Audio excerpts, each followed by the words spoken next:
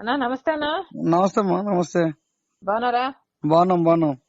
అన్నా అన్న ఇప్పటికి కూడా ఆలస్యం కాలేదన్నా. నెక్స్ట్ టైం మీకు తప్పకుండా ఆపర్చునిటీ ఇస్తానా. ఏమ్మా మరిగా ఇప్పుడు కూడా మీకు పార్టీలో చాలా సముచితమైన స్థానం ఇస్తాము, మీకు గౌరవం ఇస్తాము. మీరు సొంతం అన్నా మీరు ఇట్లా చేస్తే ఎట్లా అర్థం చేసుకోకుండా. అన్నా నేనైతే మీకు ఇయ్యాలనే అనుకున్నానన్నా, కానీ రఘువీరారెడ్డి గారు ఆరకు సిపిఎం కి ఇచ్చేశారు. నేను మిమ్మల్ని అకామిడేట్ చెయ్యకుండా చేయాలని నా ఉద్దేశం మొదటి నుంచి కాదు. అట్లాంటిది మీకు అన్ని తెలిసి, నా గురించి కూడా తెలిసి, రాజశేఖర రెడ్డి బిడ్డ గురించి కూడా తెలిసి, నేనేదో డబ్బుల కోసమో మా టీం ఏదో డబ్బుల కోసమో బిల్లిబాబుని చేశామనేది వాస్తవం కాదు కదన్నా. మరి ఇట్లా ప్రచారం చేయడం కూడా కరెక్ట్ కాదు కదా. మీరు నేను ఏం ప్రసారం చేయలేదు మీ గురించి. ఏమో అన్న అసలు బాగలేదు అసలు బయట. నేనైతే ఇక్కడ మీ గురించి గాని పార్టీ గురించి గాని ప్రసారం నేను చేయలేదు. సరే అన్న ఇప్పటికి కూడా ఆలస్యం కాలేదు. మీరు రెబల్ కాకండి. నెక్స్ట్ టైం తప్పకుండా అవకాశం ఉంటుంది. ఇప్పటికైనా అన్నగా పిలుస్తున్నా అన్న, కమ్ బ్యాక్. అదే నేను పార్టీకి గాని నేను మరొక మీకు గాని నేను ఎప్పుడు వ్యతిరేకాన్ని కాను. కానీ నాకు అన్యాయం జరిగింది ఆ రోజు. నేను కాదంటం లేదు అన్నా, నేను కాదంటం లేదు. కానీ జీవితంలో కొన్నిసార్లు ఇట్లాంటివి జరుగుతాయి. దానికి మన చేతుల్లో ఉండవు అన్ని విషయాలు. మన చేతుల్లో ఎప్పుడూ అన్ని ఉండవు.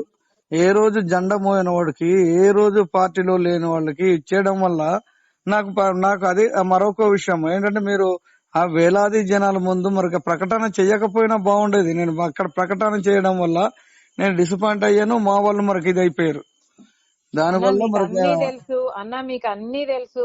మీకు కాంగ్రెస్ ఓట్ బ్యాంకు ముఖ్యము, మనకు వైసీపీ ఓట్ బ్యాంకు కూడా ముఖ్యము. రెండు కలిసి వస్తాయని కదా నేను తీసుకుంది.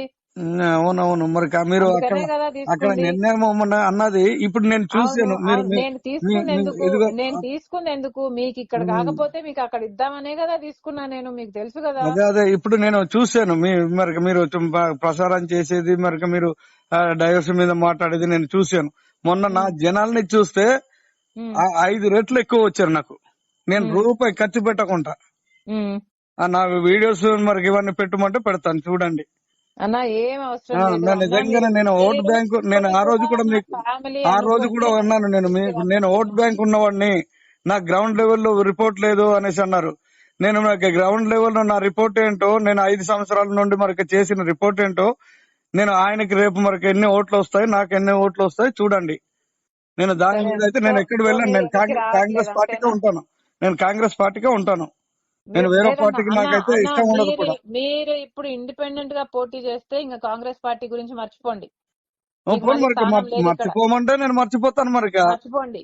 మీకు ఇప్పుడు మాత్రమే అవకాశం ఉంది మళ్ళీ కుటుంబంలోకి రావడానికి. ఇప్పుడు మాత్రమే అవకాశం ఉంది. మీరు రెబల్ గా వేసుకున్నాక, మీరు పోటీ చేసినాక, కాంగ్రెస్ పార్టీకి డామేజ్ చేసినాక మళ్ళా మీరు కాంగ్రెస్ లోకి రావచ్చు అనుకోవడం. నా భవిష్యత్తే డామేజ్ అయింది. నాకు ఇంకేముంది మరి. అదే అన్న, ఇప్పుడే ఆలోచించుకోండి. మళ్ళీ మీకు కాంగ్రెస్ పార్టీ అవసరము అనుకోని ఎన్నిక వస్తే మీకు ఇక్కడ స్థానం ఉండదు. మంచిదే కదా. అదే అన్న, మీరు ఇప్పుడే ఆలోచించుకోండి. ఏమైనా మీరు ఇప్పుడే ఆలోచించుకోండి. అవునవును, సరే అన్న, మంచిదే. ఓకే.